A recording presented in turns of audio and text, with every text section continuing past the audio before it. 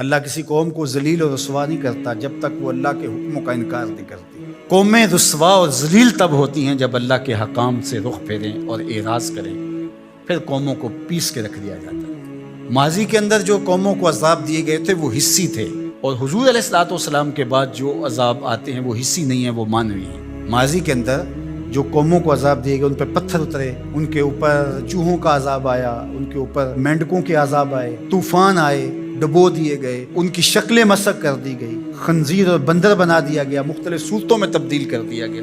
لیکن اس امت میں ایسا نہیں ہوگا، مسخ حقیقی نہیں ہوگا، مانوی مسخ ہوگا۔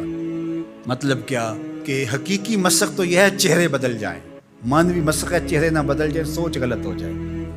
یہ ہے مسخ مانوی، اندر بدل جائے، اور وہ عذاب مانوی ہوگا، اور اس عذاب مانوی کی صورت تشتت ہے، افتراق ہے۔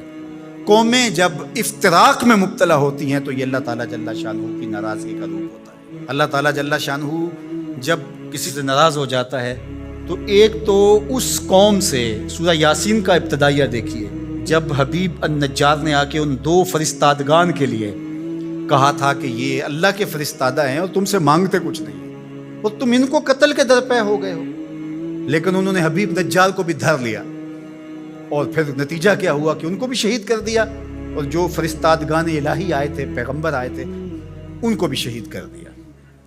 اور سورہ یاسین میں وہ سارا واقعہ موجود ہے، اور وہاں پڑھیے اللہ نے جو ان کے اوپر عذاب نازل کیا۔ ایک تو وہ چیخ تھی جس نے ان کو آ لیا، اور پھر وہ جو ہے وہ اپنے گھروں میں گرے پڑے ہو گئے۔ اور دوسرا جو عذاب اللہ تعالیٰ نے دیا اس قوم کو، اللہ تعالیٰ نے فرمایا پھر ہم نے ان کی طرف کوئی ہادی بھیجا نہیں۔ ذرا غور کیجئے، یہ باریک عذاب ہے، یہ مانوی عذاب ہے۔ انہوں نے میرے فرستادگان کی قدر نہیں کی تو پھر میں نے سزا کیا دی کہ پھر ان کی طرف میں نے کوئی ہادی نہیں بھیجا، رہنما نہیں بھیجا جو ان کی رہنمائی کر سکے، ان کو بلائے، ان کو پھر اندھیروں میں بھٹکنے کے لیے چھوڑ دیا۔ تو یہ بات ذہن میں رکھیے گا، جب قومیں تشدد، ناقدری، اچھے لوگوں کو نظر انداز کرنے کا مزاج پیدا کرتی ہیں تو پھر ان کے اوپر جو عذاب بھیجے جاتے ہیں ان میں سے ایک عذاب کہ پھر وہ حقیقی قیادت سے محروم کر دیے جاتے ہیں۔ آج میرے وطن اور عالم اسلام کی جو حالت ہے، ہم اس وقت قیادت کے اعتبار سے یتیم ہیں۔ یہ الگ بات ہے کہ ہر بندہ دعویٰ کر رہا ہے کہ میں ہی نجات دہندہ ہوں اور میں ہی قائد ہوں۔ مذہبی لوگ بھی، سیاسی لوگ بھی، سب کہتے ہیں کہ میرے بغیر تو چرخ کا پہیہ ہی نہیں گھوم سکتا، میں ہی سب کچھ۔ لیکن حقیقی طور پہ اگر دیکھیں تو یہ امت بے امام ہے۔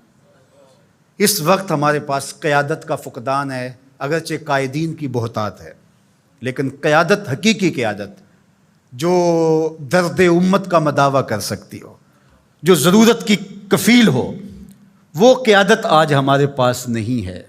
اقبال نے بھی کہا تھا، اٹھانا پھر کوئی رومی عجم کے لالہ زاروں میں، وہی آب و گل ایراں، وہی تبریز ہے ساقی۔